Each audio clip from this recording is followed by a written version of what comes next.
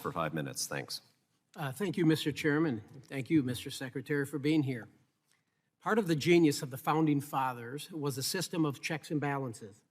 Congress has a duty to oversee the executive branch, and members of Congress deserve answers to questions they pose to the executive branch. My office has written several letters to you, and we have not received a response on most of them. I sent you a letter back on May 2nd asking you a very simple question about whether the Biden administration supports maintaining a preferential no-fly zone for Disney. Did you ever receive that letter? Did you read it? I believe we have it, yes. Okay. Mind you, that no other amusement park enjoys restrictions on airspace, including competitors like Universal Studios. These no-fly zones are usually reserved for high-security targets like the White House and our most sensitive military facilities like nuclear launch sites. It totally makes sense.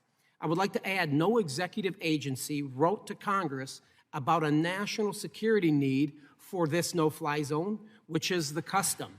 The Obama administration's FAA administrator testified that Disney's no-fly zone does not meet the standard requirements and would not be in place had Congress not enacted specific legislation, a process that has been widely reported that was done out of uncouth lobbying. So what is the administration's stance on the preferential treatment for Disney's no-fly zone? Well, of course, fundamentally, we simply have to apply the law. And in this case, as you noted, this set of flight restrictions that the FAA maintains, we do so because it's part of congressional legislation that was enacted in 2004. And then we codify those in notices to air emissions. I know that we have had inquiries both from members of Congress from time to time and from industry about this. And ultimately, any changes to that policy would be for Congress to put forward, just as the policy itself has come from congressional statute. Fair enough, and thank you, and I will be pursuing just that here in the next Congress. And could you please, and just in one word, let's have some fun with this, could you please describe America to me in one single word? What would that be if you could describe America in one single word? Well, for me, I guess home. Home. Fair enough, fair enough. Well, just a few weeks ago, this is how President Biden described America in one word. Could you please tell me what that word means? It's this one right here. Mm-hmm. Could you even say the word?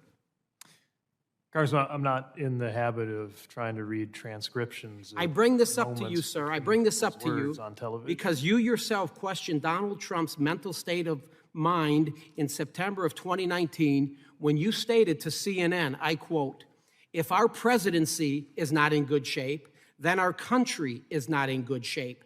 And Mr. Secretary, I could not agree with you more. I'm going to repeat what your quote is. If our presidency is not in good shape, then our country is not in good shape. Inflation's at 9.1%. Gas prices are through the roof. Our adversaries are exploiting our weaknesses across the globe. And our southern border is non-existent. This administration puts the American people last.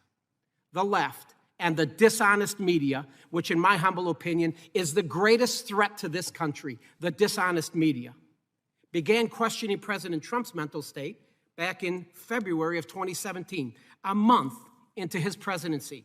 We now have President Biden in office for 18 months, and just recently, we now see the mainstream media questioning President Biden's mental state, and for good reason. Sadly, he shakes hands with ghosts and imaginary people. He falls off bicycles. Even at the White House Easter celebration, the Easter Bunny had to guide him back into his safe place. Cue cards that say, "sit here," or "end of speech," which he actually states, that is, if he stays awake. So my question for you is, sir, have you spoken with any other cabinet members about implementing the 25th Amendment on President Biden? First of all, I'm glad to have a president who can ride a bicycle.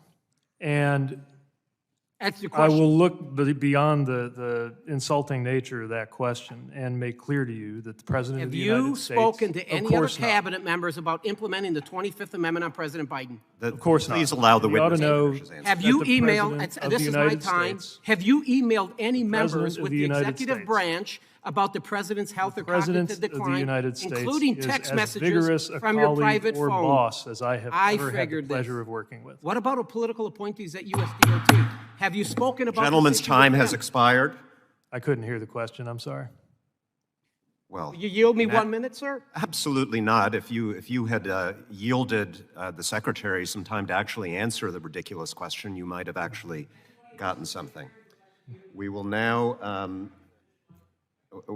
question? turn to Mr. Garcia for 5 minutes. Mr. Van Drew? Mr. Thank Van you, Drew would like to yield Mr. me. Chairman. Thank you, Mr. Chairman.